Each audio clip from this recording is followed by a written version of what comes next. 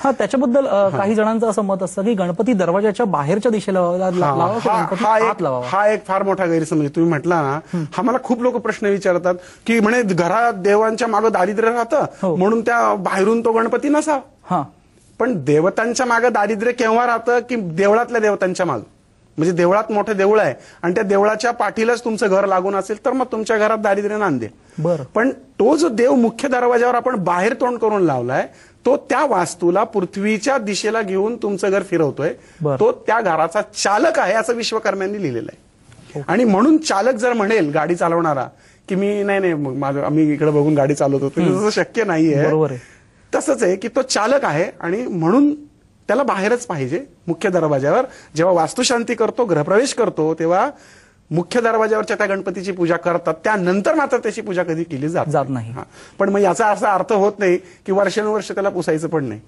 तर लोक असतात की मुख्य दरवाजा आरशात बाहेर पडताना 50 वेळा आरशा बघतील पण घराचा मुख्य दरवाजा कधीच स्वच्छ ठेवणार. या दसऱ्याला लावलेलं तोरण पुढच्या दसऱ्याला काढतात. असं नाही करायला पाहिजे. दरवाजाची विशेष काळजी घ्यायला पाहिजे आणि गणपती हा लावलाच पाहिजे. उमराही लावला पाहिजे दरवाजाला. निश्चितच. आनंदजी, दुसरा तुम्ही देवाचा उल्लेख केला तो म्हणजे श्रीकृष्ण. बरोबर. श्रीकृष्ण अनेकांना आवडतो, अनेकांना त्याच्याविषयी काही समज आहेत. 16 सहस्त्र त्यांनी पत्नी केल्या होत्या असाही त्याच्याविषयी एक प्रवाद सांगितला जातो. एखाद्याने जर का असा प्रश्न विचारला की 16 सहस्त्र बायका मी घरात नांदू का कृष्णाची उदाहरण घेऊन, म्हणजे कृष्णाची इतरही खूप चांगली रूपं आहेत, तर तुम्ही काय सांगाल कृष्णाच्या ह्या. हेच अमित हाच मोठा प्रॉब्लेम आहे की ह्या ज्या देवता आहेत ना ह्या टिंगलीच्या स्वरूपातच घेतल्या गेल्या. 16,000 बायका त्याला कृष्णाला. वर राधा त्याची प्रेयसी होती, ती वयाने मोठी होती, शिवाय पत्नी होती. हे मला म्हणतात असं की आपल्याला एक घरात सांभाळतो नाकीने 16,000 बायका कशा काय पत्नी सांभाळल्या असतील. मुळामध्ये हे रूपक आहे. आधुनिक आयुर्वेद किंवा पुरातन आयुर्वेद किंवा आता तुमचं मेडिकल सायन्स थोडक्यात ते काय सांगतं की प्रत्येक माणसाच्या शरीरामध्ये 16,000 नाड्या आहेत. या 16,000 नाड्यांमधून एक रक्ताची धारा प्रवाहित होते आणि त्याच्यावर प्रेम करतो तो कृष्ण. म्हणजे हा कृष्ण म्हणजे हृदय. 16 सहस्त्र नाड्या म्हणजे आपल्या अंगातल्या 16,000 ज्या नाड्या आहेत त्या. आणि कृष्ण म्हणजे आपल्या आत्मा आणि त्यातनं धावणारी राधा. आता राधेने कृष्णावर प्रेम करायचं सोडलं तर काय होईल. म्हणजेच याचा अर्थ कृष्ण समजलाच नाही आम्हाला. तो गोपिकांची वस्त्र पळवतो, त्यांनी पळवलं तर चालतात मग आम्ही काय असे म्हणणारे लोक आहे. पण मुळामध्ये गोपिका काय, कृष्ण काय, देवकी काय, नंद काय, कंस काय, या प्रत्येक गोष्टी मागं 1,01% रूपक आहे. पण हे रूपक आमच्यापर्यंत पोहोचलंच नाही. आम्ही फक्त ते टिंगलीनेच घेतलं. शरीराची रचना म्हणजे कृष्ण बस. आणि म्हणून शरीरावर प्रेम करा म्हणतात ना. म्हणजे आपण म्हणतो ना की देव शोधायला काही गरज नाही, देव तुमच्यातच लपलाय. अगदी. हा जो आपल्या अंतरात्मातला देह काय पंढरी आणि आत्मा पांडुरंग म्हणतात. तो पांडुरंग कशावर उभा आहे माहिती आहे आम्ही? विटेवर उभा आहे. युगे 28 विटेवर. आणि वीट कशावर उभी असते? घर आपलं विटेवरच उभं असतं ना. म्हणजे त्या पांडुरंगाला सुद्धा वास्तुशास्त्राची आवड आहे म्हणून तर तो विटेवर उभा आहे. असं ते सगळं गणित आहे. निश्चितच. आनंदजी, तुम्ही खरोखर चुकीच्या पद्धतीने घेऊ नये लोकांनी. नाही, अगदी खरं आहे. म्हणजे याच्यातून आपल्या ह्या कार्यक्रमामधून या देवतांविषयी असलेले गैरसमज दूर होण्यास निश्चितच फायदा होईल असं आपण निश्चितच म्हणू शकतो. सुनील आपल्याशी बोलतायत नाशिकवरून. सुनीलजी बोला, तुमचा प्रश्न विचारा. हॅलो. बोला. हॅलो. सुनील, तुमचा आवाज आमच्यापर्यंत येतोय. तुमच्या टीव्हीचा आवाज पूर्ण बंद करा. घराचं चालू आहे, घर होत नाही माझं 2-3-4 वर्षापासून. हॅलो. हॅलो. हा बोला. सुनील बोला. घराचं होत नाही माझं 3-4 वर्षापासून. घर पाहून राहिलो मी स्वतः. तर त्याचा काही वास्तुशास्त्राशी संबंध आहे का? मी आता सध्या जिथं राहतोय तर ते त्याच्यामुळे काही होत नाही का, असं काही आहे का? नाही, म्हणजे तुम्हाला नवीन वास्तू घ्यायची आहे का? नवीन वास्तू घ्यायची आणि ती होत नाहीये. होत नाही. तुमची रास कोणती आहे? कन्या रास आहे. ओके, ठीक. सुनील, धन्यवाद. ह्या प्रश्नाचं आपण उत्तर घेऊया. हा सुद्धा एक खूप मोठा वेगळा विषय आहे. इकडे आपण ह्या सुनील यांच्या प्रश्नाचं आपण उत्तर घेणार आहोत एका छोट्याशा ब्रेक नंतर.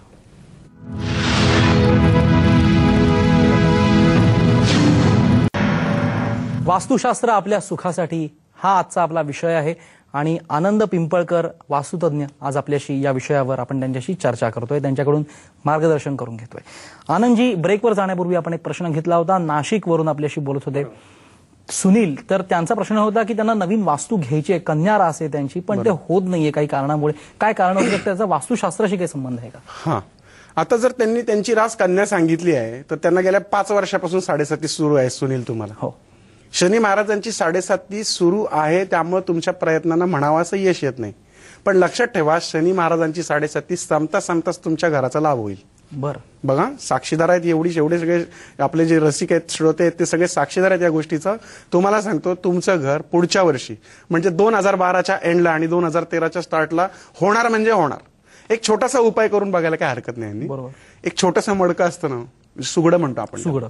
ते छोटंसं मडकं, त्याच्यात आपली इच्छा बोला की बा माझं घर या 6 महिन्याच्या आत उदे, वर्षाच्या आत उदे असं म्हणा, आणि ते एखाद्या नदीत, तुमच्याकडे नाशिकमध्ये गोदावरी आहे त्याच्यात प्रवाहित करा. असं 6 बुधवार करा. एक छोटं मडकं 6 बुधवार इच्छा बोलून नदीत प्रवाहित करायचं. खर्च आहे नाही, वेळ जाणार आहे नाही, करून बघायला काय हरकत आहे. आणि झालं तर मात्र अगदी जरूर आम्हाला कळवा, आणि खात्रीशीर होणारच.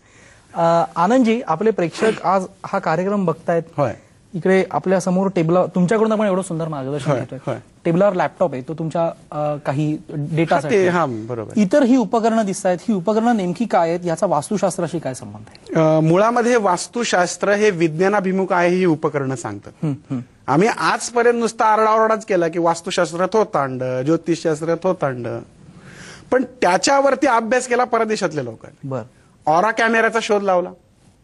तुमच्या शरीरामध्ये, तुमच्या वास्तूमध्ये किंवा तुमच्या शरीरामध्ये एक ऑरा असतो, चुंबकीय बल म्हणतात त्याला. म्हणून पहा अमित, काय होतं, काही काही माणसांना पाहिलं की खूप बरं वाटतं, त्याच्याशी बोलावं असं वाटतं, आणि काही काही माणसं पाहिलं की त्यांना थोडीशी भडकून द्यावीची वाटते, इच्छा होत नाही त्या माणसाची. बरोबर. याचाच अर्थ त्याच्या शरीरातून अशा काही एनर्जीज वाहत असतात.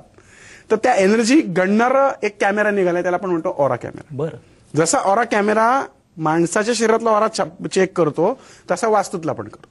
या ठिकाणी एक उपकरण आहे, RFI मीटर, रोझनंट फील्ड इमेजिंग. अच्छा, कुठलं यातलं?